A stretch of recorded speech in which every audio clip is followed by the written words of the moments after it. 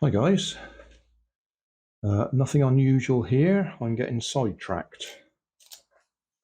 Okay, the plan is to make a battery like this for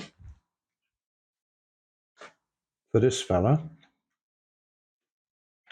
What I want to do is use a pair of these lithium ion cells, put them in there in this bit that I 3D printed to match that. But these are just a tiny bit wider. So if I put them in flat, they just get stuck as they go in. Now I could trim this a little bit and make it fit. I could put them in at a slight angle and they'll fit. That's another option. Or I could put them in that way up. Now that way up, they just about show over the edge. How can we...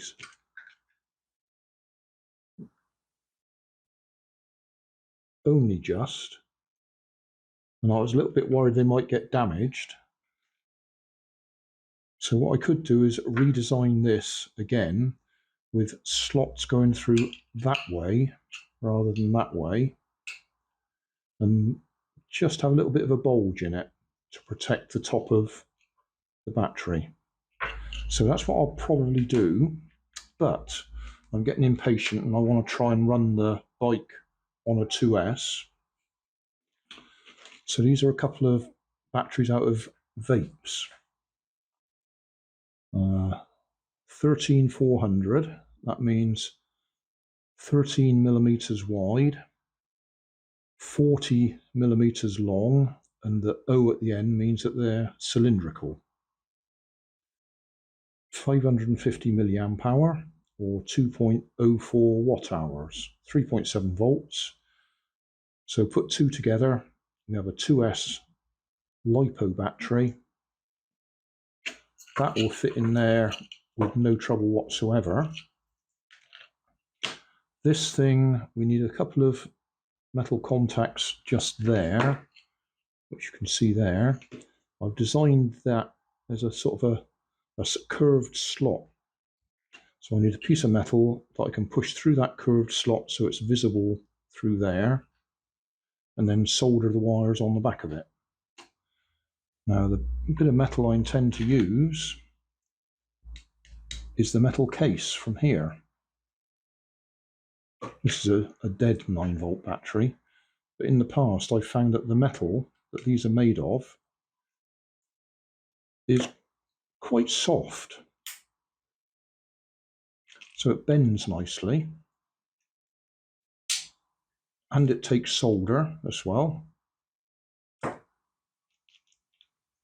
So it's quite a convenient source of contacts if you want to make metal contacts for anything.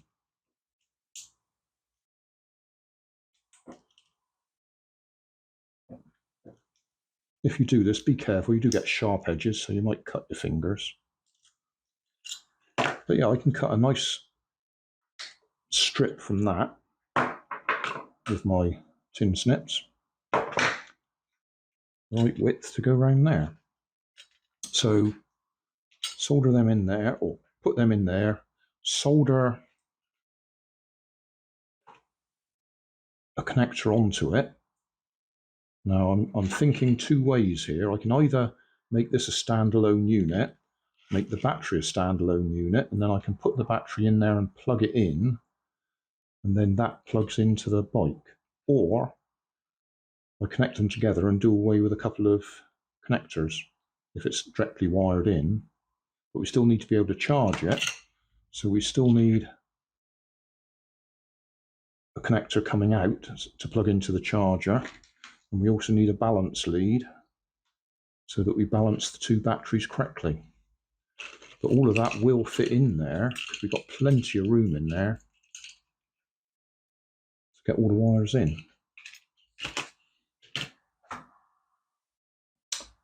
I'll have a think,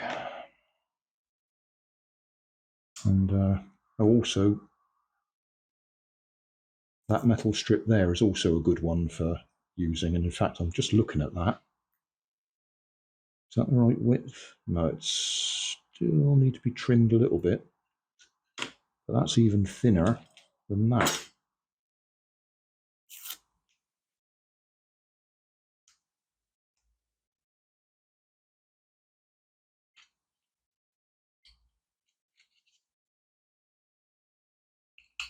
That is the right width, 5mm. So I could use that.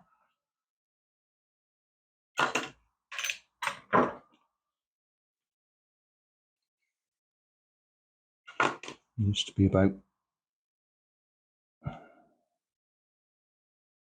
that long.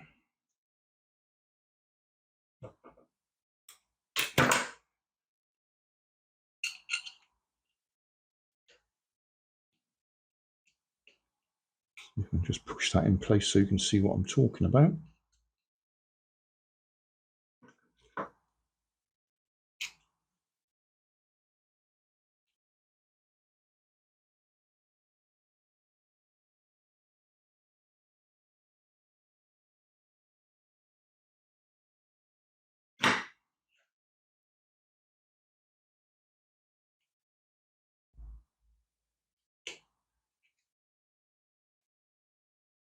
Can you see that? Is that in focus? Yeah.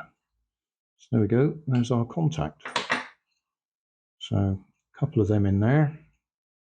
Solder onto them. Whether I solder first and then push them in, because we might melt the PLA if we try and solder when they're in place.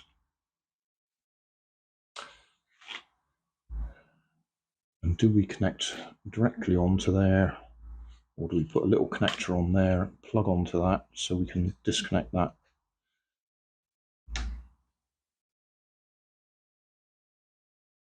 If I make that a standalone 2S battery and make that a standalone adapter, then I could make a series of them and plug them in as required. Not forgetting that I still intend to make one using them. Right, we'll stop filming and I'll do a bit of work.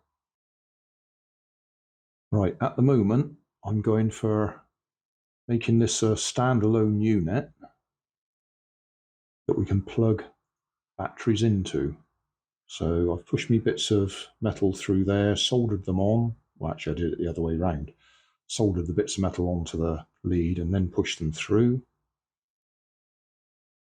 So I'm now going to put some hot glue over that just to protect it. Right, while we're waiting for the hot glue gun to warm up, we can see the charger is charging the 2S LiPo that I made up from the two vape batteries. Got the balance lead on there, got a JST lead on there. We're charging at 0.5 amp. We're up to 7.7 volts there. Or individually, one is 3.84, the other's 3.87. So that's coming up nicely. I'm charging at 0.5 amp or 500 milliamps because they are 550 milliamp hour batteries. Don't know if you can see that. So we're making progress. As I say, this is an intermediate. I still intend to use the lithium-ion batteries, but that's going to take a bit of redesign.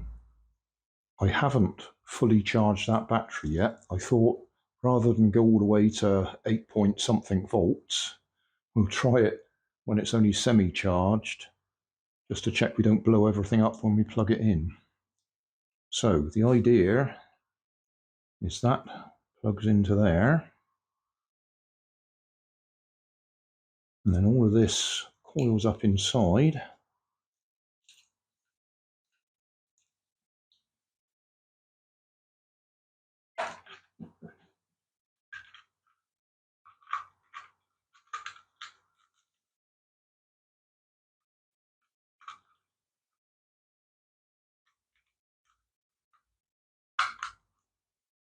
And that pushes in place. That locks around there. Will we get a puff of smoke when we turn it on?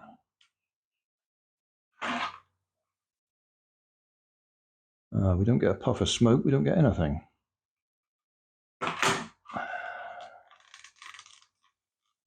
We may not be fully home. Oh, rude words.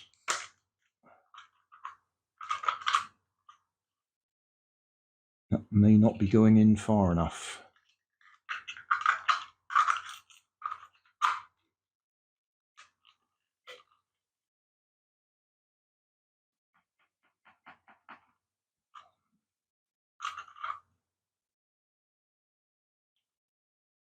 And those little pegs should be making contact.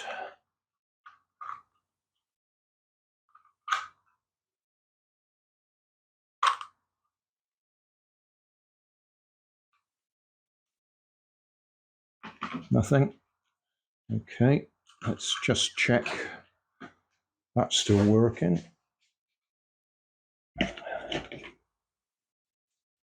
An original battery pack.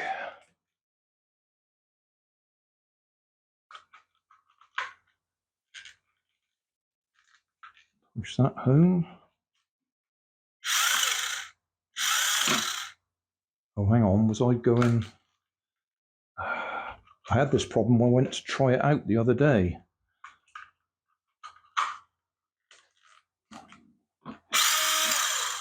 Yeah, I was testing it by doing that. That's the brake, it doesn't do anything. You only need to go forwards. Oh, silly boy. Panic over. The only thing is we don't have enough room here to give it a proper run. Let's go wide angle.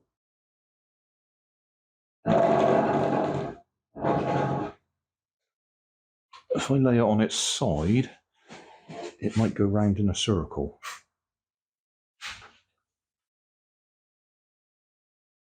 It did nothing. Oh, that might be a little bit loose in there.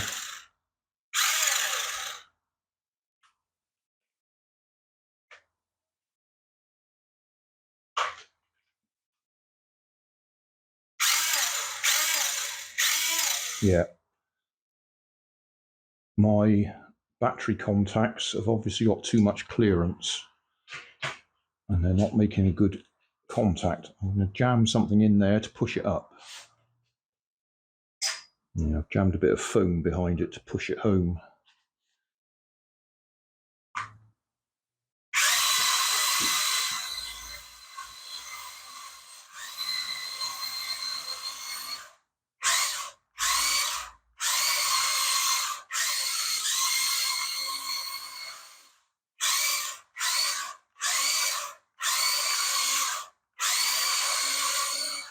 Okay, well, the principle's working. Give him a little bit of a push to get him going.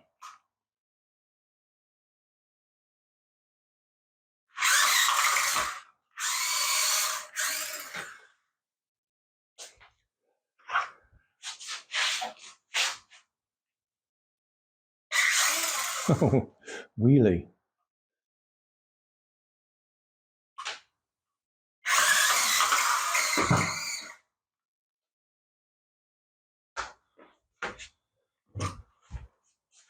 Well, I think we've got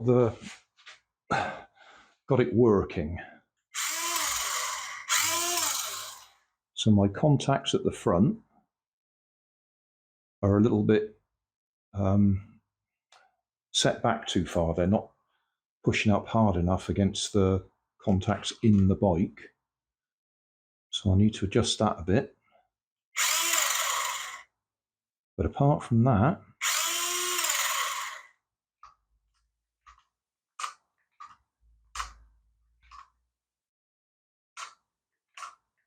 we seem to be working. When I was actually driving it, yesterday that was, although to me the steering is the wrong way round, when it was running, it was actually turning the right way. I don't understand what was going on there. I think it was probably just a matter of press the button, and if it goes in the right way, keep it there, and if it doesn't go in the right way, go the opposite way. But yeah, it seemed to work. And that seems to work. But I'll redesign that so I can do the other batteries and change the clearance on the contacts to push them out a little bit further.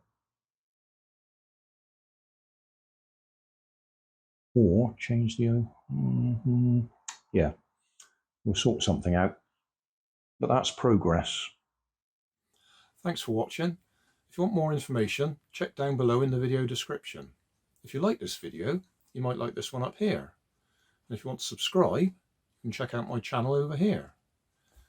Up here is my latest video on my channel, and down here is a video playlist associated with the video you've just watched. Thanks again for watching.